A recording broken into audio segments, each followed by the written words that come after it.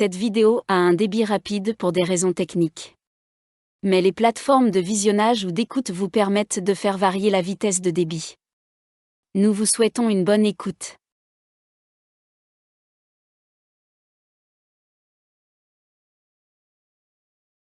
Pierrefitte. Cahier des plaintes, doléances et remontrances du tiers-état composant la communauté de la paroisse de Saint-Gervais et de Saint-Protais de Pierrefitte, près de Saint-Denis en France, prévôté de Paris. À Sa Majesté Louis XVI, par la grâce de Dieu, roi de France et de Navarre. Article 1er. Qu'il plaise à Sa Majesté, comme le Père commun de toute la nation, prendre en considération le sort de la majeure partie de son peuple, qu'il ne peut atteindre au prix exorbitant des denrées de première nécessité pour les subsistances, malgré que dans l'opinion publique, il ne puisse avoir lieu à une disette en France, et ordonner par son autorité royale et toute-puissante qu'il ne se forme sur tout point à l'avenir des sociétés pour accaparer le blé, dont elles font des amas considérables, ce qui en empêche la circulation dans les lieux où il peut en manquer et cause ainsi une disette désastreuse. Article 2. Qu'il plaise à Sa Majesté de prendre en considération le sort des personnes du tiers-état de Pierrefitte, au nombre d'environ 600 personnes de tout âge et de tout sexe, lesquelles, dans un territoire d'environ 900 arpents, qui se réduit à peu près à 780 arpents, parce que sans aucun château seigneurial apparent, il s'en trouve environ 120 arpents encore, tant dans les maisons des privilégiés que dans la grande route royale qui le coupe dans toute sa longueur, pète à Sa Majesté au moins 22 000 livres de toute espèce d'impôt et en sus au moins 2 000 livres pour les charges de la communauté. Il en résulte que le territoire est surchargé, par proportion, d'un quart en sus par la trop forte évaluation donnée aux terres, même comparaison à celles voisines. Article 3. Qu'il plaise à Sa Majesté d'ordonner qu'il leur soit permis de se transporter dans tous les temps pour nettoyer les grains, faire leur foin librement, quoique dans une capitainerie royale, où ils souffrent des dommages d'ailleurs de la part tant du gibier appartenant au roi que des lapins, qu'il supplie Sa Majesté de faire détruire, tant dans les bois de Rochebourg, appartenant aux seigneurs de Montmagny, bornant leur territoire, où ils font annuellement un dégât considérable. Article 4. Qu'il plaise à Sa Majesté de répartir tous les impôts, sous quelque forme qu'ils puissent être perçus, sur tous les citoyens et fidèles sujets avec une parfaite égalité de quelque ordre ou qualité qu'ils puissent être, selon leurs facultés, ainsi que la loi naturelle le demande. Sauf ensuite à Sa Majesté le droit de verser ses bienfaits, les distinctions et les honneurs sur ceux qui se distingueront à son service dans toutes les parties de son administration, suivant leur mérite ou leur talent, afin que les dettes et charges de l'État étant acquittées et supportées par tous ses sujets également, ils puissent opérer un prompt soulagement dans leurs peines. Article 5. Qu'il plaise à Sa Majesté d'ordonner que dans toutes les communautés qui n'ont aucune nomination pour les écoles de charité, il sera annuellement versé quelques fonds pour encourager l'instruction publique, pour secourir les pauvres, les malades et les infirmes, et que dans cette liste, Sa Majesté daigne de ne pas oublier la paroisse de Pierrefitte. Article 6. Qu'il plaise à Sa Majesté de mettre le tiers-état de son royaume à la participation de ses droits, de ses grâces et de ses faveurs, et qu'il daigne les employer sans avoir égard à la naissance, dans le clergé, dans le militaire sur terre et sur mer, dans toutes les parties, enfin, de l'administration de l'État. Qu'ayant supporté dans tous les temps la plus énorme partie des charges de l'État, ils puissent parvenir, comme dans les siècles passés, aux honneurs et aux dignités de l'Église, de la magistrature, du service militaire, s'ils ont le bonheur de s'en rendre dignes. Article 7. Qu'il plaise à Sa Majesté ordonner que dans cette paroisse, les décimateurs entretiennent à leurs dépens tous les ecclésiastiques nécessaires pour l'exercice du saint ministère, selon les besoins spirituels des habitants et des étrangers que Sa Majesté y fait séjourner. Article 8. Qu'il plaise à Sa Majesté d'ordonner que la multitude des pigeons qui s'augmentent sensiblement aux alentours de la capitale, chez les seigneurs et laboureurs indistinctement, et surtout dans cette paroisse où se trouvent 4 fiefs différents et 8 châteaux aventourants, ayant colombier à peu de distance, soit diminuée, afin que les cultivateurs n'aient plus la douleur de voir leurs semailles de toute espèce dévastées par ces fléaux, et que ceux à qui les pigeons profitent soient obligés de les nourrir à leurs frais. Article 9.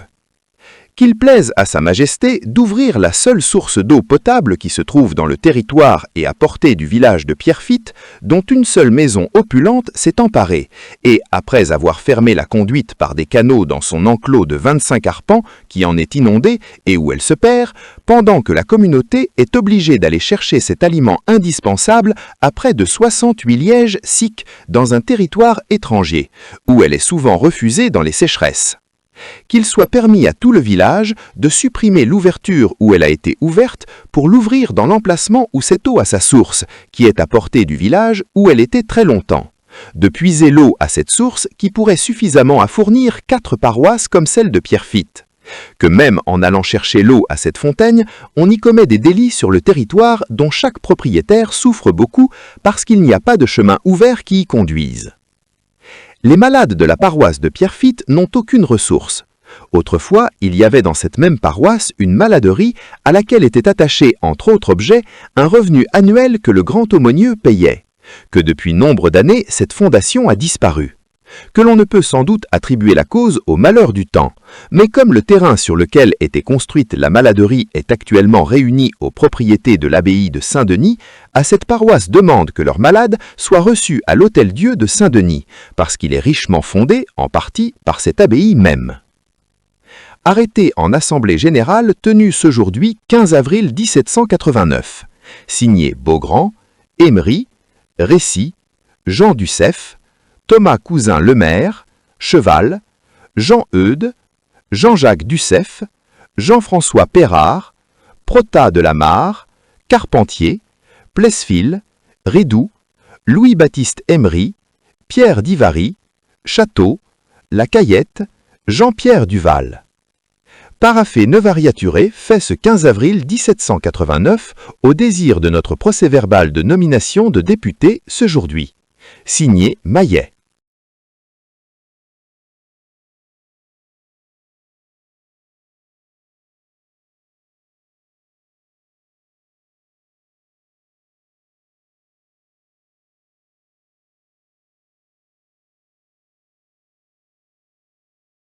Pierrefitte. Cahier des plaintes, doléances et remontrances de Jean-Baptiste Lardier, écuyer, vétéran de la maison militaire du roi, seigneur haut justicier territorial du fief Saint-Gervais de Pierrefitte, près Saint-Denis, en France. Au roi, à nos seigneurs des États généraux représentant la nation. Je croyais bien être appelé à cette auguste assemblée, et j'étais dans la plus grande sérénité, parce que, fidèle sujet et bon patriote, je me reposais entièrement sur les bontés du roi, sur la sagesse de ses ministres et sur les lumières de la nation rassemblée en États généraux. Je ne voyais que des secours attendus de tous les fidèles sujets du roi, mes compatriotes, qui n'ont jamais été conduits que par l'honneur et qui, en toute occasion, se sont distingués des sujets des autres puissances par leur fidélité et leur amour pour le roi et pour la patrie. Mais il faut des moyens pour opérer ces secours. Or, que n'ai-je pas lieu d'espérer? Dans un moment où l'honneur de la nation paraîtrait compromis aux yeux des autres nations par les écrits dangereux qui se sont répandus et par des propos hasardés qui n'inspirent que la crainte et la défiance, un Français peut-il se livrer à des idées sinistres? Ô mes chers compatriotes, rappelez vos sens, souvenez-vous que vous êtes Français, et surtout que vous avez un roi qui vous aime, que vous aimez, que vous devez adorer comme une divinité, et qu'on pourrait, à juste titre, nommer l'homme-roi comme Jésus-Christ fut nommé l'homme-dieu. Rendez comme moi grâce à son amour et à ses bontés. Il veut nos conseils et nos avis, et ne veut agir que par nos lumières. Puisse-t-il vivre éternellement. J'ai vu la lettre de Sa Majesté, du 24 janvier 1789, insérée dans l'ordonnance de Monsieur le Prévôt de Paris du 4 avril suivant. Je n'y ai vu qu'un père qui invite ses enfants à l'aider de leurs avis et de leurs conseils. C'est d'après cette invitation que j'ai osé présenter mes idées. Puissent-elles, ou du moins partie d'ici-elles, être de quelque utilité? C'est le seul but que je me suis proposé en couchant mes observations par écrit afin de prévenir les questions qu'on pourrait me faire à l'Assemblée générale à laquelle je suis mandé. Article 1er. Comme Sa Majesté, en montant sur le trône, s'est chargé des dettes de ses prédécesseurs, même de celles non nationales dont Sa Majesté n'était pas tenue, et que sa bonté pour ses peuples a porté Sa Majesté à leur faire remise du droit de joyeux avènement, Sa Majesté, se persuadant que les finances de son royaume étaient en balance par la recette et la dépense, mais que depuis les comptes rendus, Sa Majesté a aperçu avec douleur un déficit considérable dans les finances. Il est nécessaire d'y remédier. L'honneur inséparable du français lui en suggérera les moyens, et l'on se persuade qu'un impôt territorial, supporté proportionnellement par tous et chacun, sans privilège ni exception, levé en argent, réparera le déficit. Car si on le perçoit en nature, il faudrait des fermiers qui ne manqueraient pas d'emmagasiner et priveraient chaque village non seulement des choses de première nécessité, mais encore des pailles qui font la fumure, laquelle accroît les productions. Il y a lieu de désirer, comme en Bourgogne, la suppression des aides, notamment le trop-bu, et rendre le sel et le tabac commerçables. Article 2. Il est à désirer que Sa Majesté et la nation pourvoient à la diminution des blés, farines et pains, qui ruinent notamment les habitants des pauvres villages, puisque cette denrée de première nécessité leur coûte plus le double qu'il y a 6 mois, et que la marchandise inférieure de cette espèce ne peut que produire des maladies et la perte des sujets. Article 3. Il est également à désirer que toutes les cures des campagnes soient fixées à 1500 ou 1800 livres par année, non compris la cire et les legs qu'on pourrait faire au curé, pourvu qu'ils n'excèdent pas 100 livres, afin de donner une aisance aux curés, à la charge par eux de ne recevoir aucun droit pour raison des baptêmes, mariages et sépultures, comme aussi de fixer le prix des messes dans tout le royaume, de façon que si grands sacrifices comme celui de la messe ne soient pas arrêtés par les différents prix, car il y en a à qui il faut payer 10, à d'autres 12 et à d'autres 15 sous. Ne croirait-on pas après cela que c'est un objet de commerce? C'est une action qui fait tort à la religion, à laquelle il serait bon de remédier. Pour fournir la somme ci-dessus au curé, on rendrait comme en Champagne les cures égales, car il y en a de 4, 5 et 6 000 livres de revenus qui souvent ont moitié moins de charges que les cures à portions congrues. On pourrait aussi ordonner que les curés rendissent les honneurs funèbres sans fête, mais avec une décence honnête aux plus indulgents, pour prévenir les tracasseries et éviter ce qui est arrivé il y a 3 mois à Saint-Denis, où un curé a refusé la sépulture à une femme dont le mari chargé d'enfants n'avait pas le sou. Article 4. Il ne y a de vicaire à Pierrefitte, jamais village n'en fut plus susceptible. Il est nécessaire d'en ordonner un à la charge des gros décimateurs, attendu que la paroisse contient 500 communions. On dit même qu'il y a un règlement à ce sujet. Il y a un logement pour un vicaire à Pierrefitte subjet. Il y a jadis. Il paraîtrait convenable d'accorder à chaque vicaire 1600 livres pour pouvoir avec ses messes vivre honorablement. Article 5. Attendu qu'il manque d'eau dans la paroisse de Pierrefitte et qu'un propriétaire opportune jouit d'un clos de 25 arpents et d'une source jadis commune aux habitants qui sont souvent noyés dans leur cave par la filtration des eaux de la dite source, qui n'a aucun versoir et que leurs facultés ne leur permettent pas de suivre aucun procès à cet égard, il est à désirer qu'il soit ordonné que le propriétaire fera mettre un tuyau ou une soupape dans l'endroit le plus commode dont on conviendra, dans le lieu d'une soupape, afin d'en avoir de jour et de nuit, et que l'excédent des eaux qui pénètrent dans les terres passe dans presque toutes les caves des habitants qui cesseraient d'être inondées, puisse se perdre et aller tomber dans la rivière de Seine. Article 6. Il paraîtrait convenable lorsqu'un bénéficiaire demanderait la position des scellés et de faire l'inventaire de leurs effets, ainsi que d'ordonner les visites des bâtiments et d'églises de leurs bénéfices, afin d'éviter les frais ruineux de transport d'un notaire, de 2 ou 3 procureurs, d'un huissier-priseur, d'un élève de notaire et d'un agent des économas qui se transportent souvent en poste à 200 lieues, frais exorbitants qui se prélèvent avant tout sur la vente, laquelle est insuffisante. Article 7. Il paraîtrait aussi nécessaire que sur chaque bénéfice, il fût prélevé et mis en caisse d'épargne chaque année aux économas une somme pour subvenir aux réparations même les plus urgentes que les bénéficiaires négligent et qui viennent la plupart hors d'état de les remplir, ce qui donne lieu à des transports, visites d'experts et de greffiers et des procès-verbaux, le tout dispendieux et à la charge des économas. Article 8. Soit eu égard aux 20e ou autres impositions, soit pour connaître à juste le revenu des bénéficiaires, il paraîtrait convenable qu'une loi déclarée que les baux faits par les bénéficiaires, pour 9 ans seulement, seraient entretenus pour les nouveaux titulaires à la place du dernier décédé qui les aurait passés jusqu'alors. Le fermier ne risquerait pas sa ruine en payant au bénéficiaire un pot de vin, qui souvent égale le tiers, même la moitié du revenu, qui est toujours fixé bien bas, et le fermier est ruiné si le bénéficiaire décède dans la première année du bail. Par ce moyen, la vérité serait dans le bail. Il serait aisé de connaître le produit du bénéfice parce que pour gagner plus, le fermier ne se mettrait pas à découvert.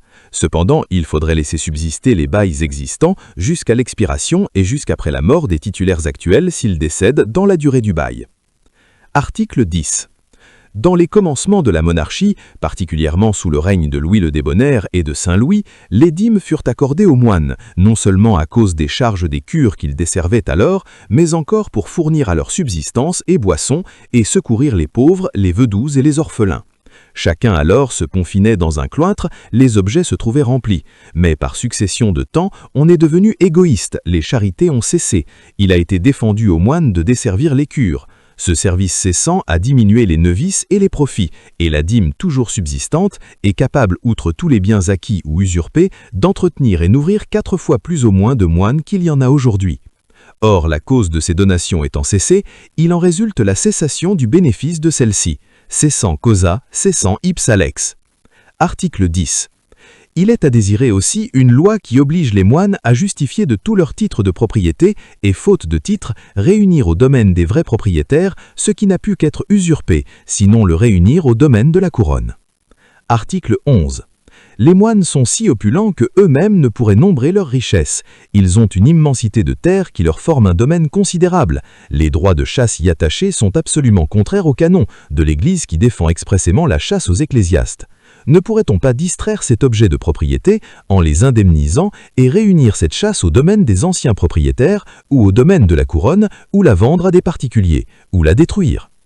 Article 12. Un objet bien plus important est ce qui se pratique par les moines lorsqu'à la justice est attaché un notaire ou un tabellion. À la mort de ces derniers, on porte les minutes aux archives des moines et on ne les retrouve jamais si elles sont contraires. Ne pourrait-on pas, en conservant ce droit, leur enjoindre par une loi ad hoc, sous peine de très forte amende, de déposer chaque année au greffier royal le plus proche un registre signé de leur notaire ou de leur tabellion qui contiendrait en entier tous les actes par lui passés dans le cours de l'année, comme cela se pratique pour les registres baptistères et mortuaires de chaque paroisse. Il paraît même nécessaire, pour une plus grande sanction, que ce dit registre soit coté, paraphé, légalisé et signé, mais gratis, par le chef de la justice dont le notaire ou le tabellion ressortit. Par ce moyen, il y aurait même en cas d'incendie, un moyen assuré de ne perdre aucun acte.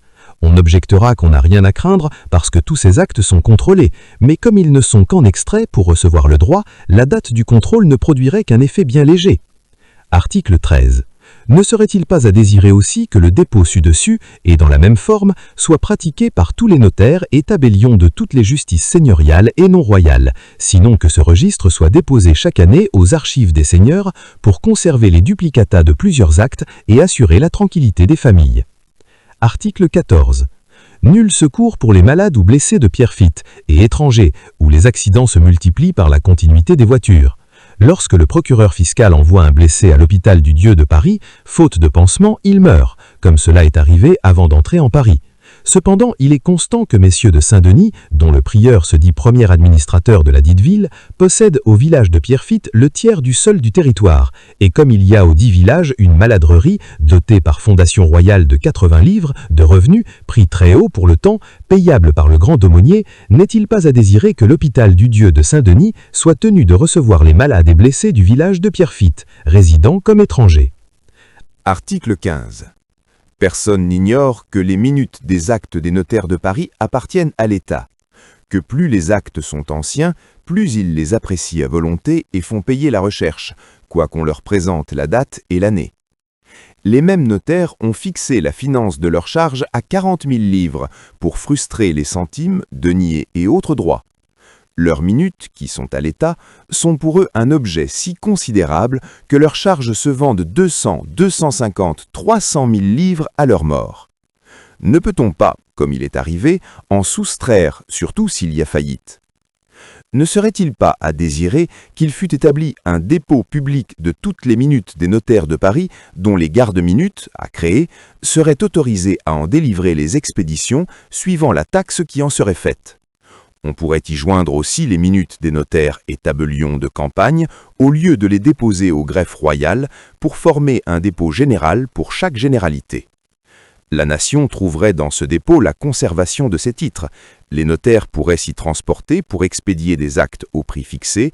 Les minutes anciennes y seraient portées, sitôt l'établissement du dépôt public, et les nouvelles minutes à la mort de chaque notaire, lesquelles seraient comparées au répertoire qu'ils doivent avoir.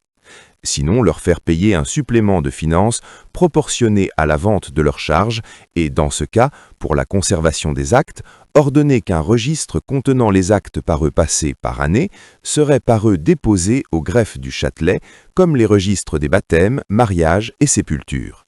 On se persuade que cet objet mérite attention. Article 16. Il y a 4 fiefs à Pierrefitte, dont un seul a haute justice, et seul a droit d'avoir un colombier à pied, au terme de la coutume, mais il n'en a pas. Il n'y a que la moyenne justice de Buor qui est un colombier à pied, rond, rempli de boulias, les autres n'ont que des volets en petite fuie.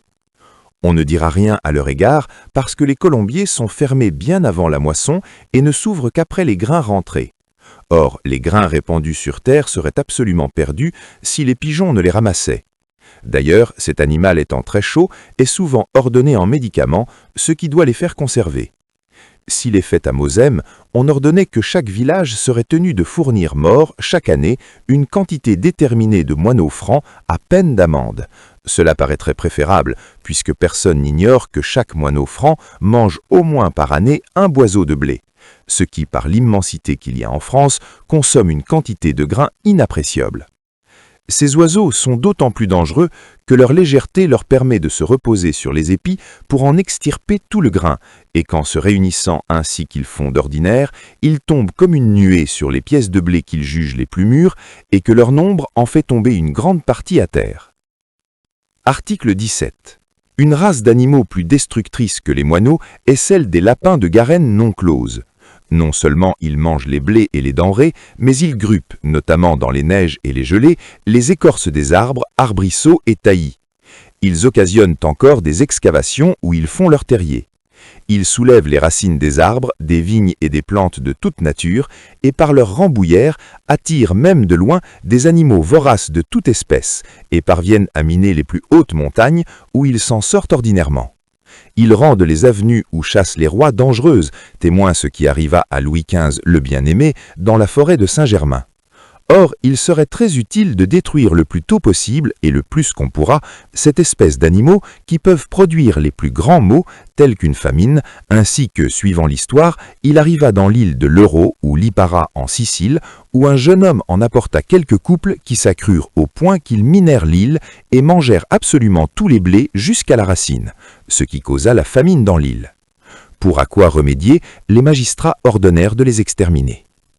Près et au-dessus de Pierrefitte, le bois appelé de Richebourg, appartenant en usufruit à Madame de la Rochefoucauld et en propriété à Monsieur Chevadou, son fils officier de cavalerie, en est plein.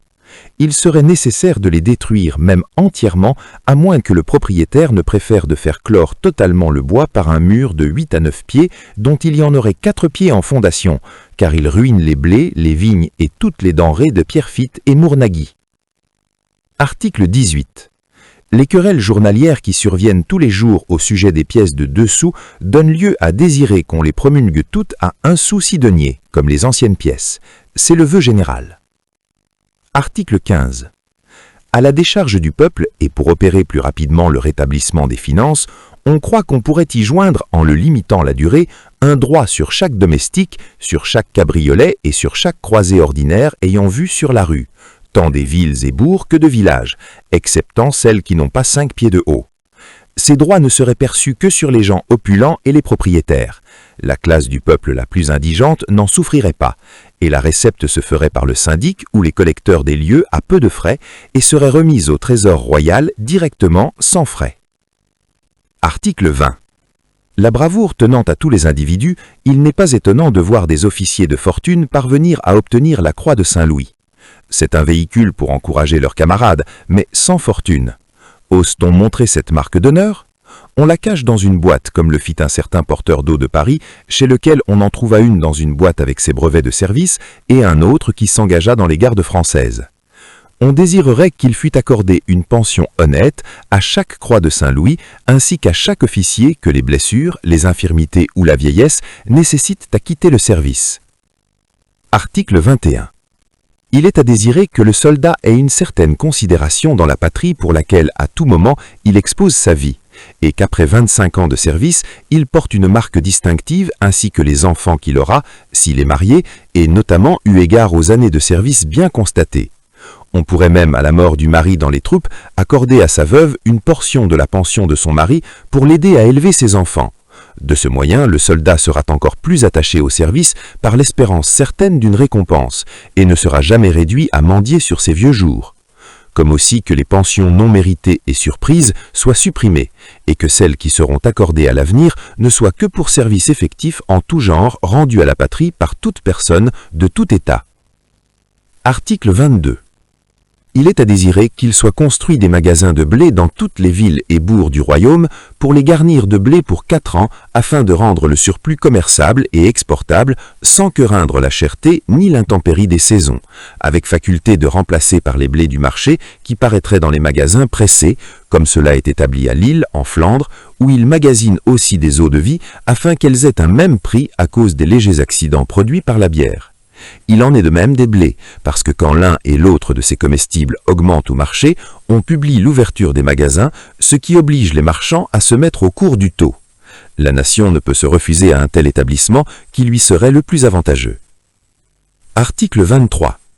La noblesse s'étant toujours distinguée par l'honneur et la bravoure, on ne peut que lui déférer des égards. Mais il faut encore que, sans interruption, les enfants marchent sur les traces de leurs ancêtres. C'est pourquoi il est à désirer que la noblesse d'armes ne soit conservée et confirmée que à ceux qui la méritent par un service suivi et non interrompu de père en fils, et que la noblesse ne puisse être accordée par charge, sinon pour la vie des titulaires non transmissibles, n'ayant que des gens riches, âgés et chargés d'enfants qui acquièrent les charges qui donnent la noblesse. Article 24. Il serait également à désirer que les charges ne soient pas vénales, mais qu'elles ne soient accordées qu'à la capacité et au mérite. À l'effet de quoi, il serait nécessaire que les admis subissent un examen public et que les auditeurs puissent leur proposer des questions pour s'assurer de leur talent, information de leurs mœurs et propreté préalablement faite. Article 25. Il est également à désirer que la nation nomme des défenseurs pour les indigents, qui souvent restent tels parce qu'ils n'ont pas de quoi payer un défenseur. Article 26. Il est à désirer que les criminels aient aussi un défenseur, qu'ils soient traités avec plus d'humanité et que les meurtriers soient promptement punis et que les autres le soient aussi, que la peine de mort ne soit encourue que par les meurtriers et que les autres soient employés aux travaux publics, enchaînés et livrés à tous les travaux d'humiliation et aux grands travaux de la nation et à l'ouverture de toutes les montagnes pour savoir ce qu'elles renferment dans leur sein. Et on se persuade que par ces fouilles, on découvrirait des métaux, des minéraux et des pierres, charbon de terre et houille de toute espèce, car la France ne sait pas les trésors qu'elle possède. Article 27. La sûreté des villes et des voyageurs est la chose la plus urgente et la plus nécessaire. Aussi, Sa Majesté a-t-elle augmenté les maréchaussées. Mais la marchandise ne peut être partout. Les grands chemins la compètent plus que les villages, bourgs, hameaux et écarts. Et comme la cavalerie n'est que pour soutenir l'infanterie, n'est-il pas à désirer qu'il soit établi, comme à Versailles, Saint-Gervais, Saint-Cloud, Meudon, etc., en chacun des lieux du royaume, en proportion du nombre des habitants, une brigade plus ou moins forte, mais qui sera toujours légère en proportion des autres soudoyés d'infanterie, prise dans le corps des invalides ou de la milice avec une augmentation de solde et injonction, en cas de besoin, aux habitants de lui prêter main forte, si l'on ne préfère pas de nommer pour chaque lieu une garde prise dans les habitants. Mais il y a un inconvénient, c'est que les habitants étant presque tous parents ou alliés, ne feraient bien ce service que vis-à-vis les étrangers. On doit sentir que par cette précaution, loin d'augmenter les marchandises, on en diminuerait le nombre en décharge pour l'État, parce que l'État doit protection à ceux qui l'ont bien servi, et que la solde d'un cavalier de marchandises, eu égard à son équipement et à son cheval, est très coûteuse. Et par ce qui est proposé, l'ordre serait établi, les vieux serviteurs récompensés et en état de vivre, et les invalides, comme le guet de Paris, conduiraient les délinquants chez le procureur fiscal qui en ordonnerait la prison ou la liberté, ainsi que font les commissaires de Paris. lesquels, comme les procureurs fiscaux de toute justice, sont responsables de leurs décisions à Monsieur le procureur général. En outre, les invalides pourraient être établis à la garde des récoltes du territoire à la décharge des cultivateurs, sauf à augmenter leur nombre pendant le temps des moissons, ce qui produirait le plus grand bien dans la paroisse, et ils porteraient les délits et les délinquants chez le procureur fiscal, ce que ne peuvent par nature faire ceux qui en sont ordinairement chargés, ne pouvant ou n'osant constater la contravention de leurs parents les plus proches et de leurs alliés. L'aperçu des objets ci-dessus fait connaître assez et une récompense et une épargne considérable. On voit même qu'il faudrait bien peu de marchandises à l'avenir dans le royaume. En outre, on présume aisément ce que coûtent les officiers de ce corps dont on n'a pas parlé. Article 28. Lorsqu'il plaît à Sa Majesté d'accorder aux criminels graciables des lettres de grâce, elles sont accordées gratuitement. Pourquoi la justice n'agirait-elle pas de même? Il est donc à désirer que soient scellées et entérinées les lettres de grâce gratis, tant par les juges que par leurs greffiers et procureurs, parce que les sceaux et entérinements coûtent beaucoup aux impétrants et les ruinent s'ils n'ont un peu de fortune. Article 30. Il serait à désirer aussi qu'une loi astreignît messieurs les avocats, notaires et procureurs de donner à chaque citoyen un récépissé des titres qu'il leur confie pour leur défense, parce qu'à défaut de récépissé, il leur est presque indifférent de les égarer et que souvent il en résulte la perte des meilleures causes et la ruine des citoyens. En outre, on présume aisément ce que coûtent les officiers de ce corps dont on n'a pas parlé. Quoique le commerce soit une branche honorable et avantageuse à la nation, le préjudice empêche la noblesse de s'y livrer. Ainsi, il serait à désirer une loi qui levât ce préjudice pour que la noblesse puisse embrasser cette partie sans aucune mention dérogée. Les milords et les lords anglais s'y livrent bien. La nation ne pourrait que considérablement y gagner. Il est aussi à désirer la réforme des abus dans la procédure, d'en restreindre les longueurs et qu'il ne puisse être donné au plus que 3 avenirs avant chaque sentence ou arrêt, de supprimer les épices et de fixer un temps pour la durée des procès. Il serait également à désirer que dans les lieux où il y a plusieurs justices, que toutes soient réunies à la haute justice s'il y en a une, et les basses justices réunies à la moyenne si dans le lieu il n'y en a pas des hautes, et laisser subsister les basses justices quand il n'y en aura que de cette espèce, afin de ne pas distraire les habitants de leur domicile, parce que rarement il y a d'appel des premiers juges et que la justice locale est très nécessaire. Cette vidéo podcast se veut un texte lu principalement et illustré notamment par des références originales. On peut se procurer la publication auprès de l'éditeur, ou consulter la publication dans les bibliothèques où elle est disponible ou auprès d'aide structures comme les sociétés historiques implantées dans les communes. Quelques notions utilisées. Aide, impôt sur la consommation et la circulation des denrées dont les taux et l'assiette sont d'une grande complexité. Les boissons sont les denrées les plus imposées et les plus impopulaires, les droits sur les boissons consommées par le producteur au-delà de la quantité fixée pour sa consommation personnelle. Sa perception peut s'accompagner de contrôles et de perquisitions très mal supportés par la population. Bénéfices, charges ecclésiastiques, on distingue les bénéfices majeurs, attribués par le roi, rente, fermage, et les bénéfices mineurs, dont les titulaires sont choisis par concours ou par des patrons, laïcs ou ecclésiastiques. Beaucoup sont donnés à des laïcs à charge pour eux de trouver un desservant et de l'entretenir, portion congrue, appelée « gros du curé ». Capitation, impôt direct créé par Louis XIV en 1695, au XVIIIe siècle, le clergé et la noblesse obtiennent divers adoucissements, la capitation est essentiellement payée par le tiers-état. Casuel, redevance payée au clergé à l'occasion de cérémonies religieuses, baptême, mariage, enterrement, messe, variable en nombre et en prix. Les fidèles répugnent à payer le casuel en plus de la dîme, beaucoup de prêtres non titulaires de bénéfices reversent une partie des dîmes aux bénéficiaires sous forme de portions congrues.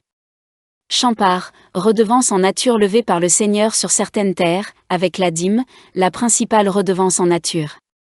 Colombier, droit d'avoir un colombier et des pigeons, généralement réservés aux seigneurs aux justiciers. Les particuliers ne peuvent avoir que des pigeons en simple volière semi-domestique. Les cahiers de doléances se plaignent des dégâts causés par les pigeons aux récoltes. Corvée, obligation d'effectuer, pour le compte du roi ou d'un seigneur, des travaux d'entretien ou de construction, généralement sur les voies de communication. La plus répandue est la corvée royale, grand chemin, qui oblige chaque communauté à fournir un certain nombre de jours de main-d'œuvre.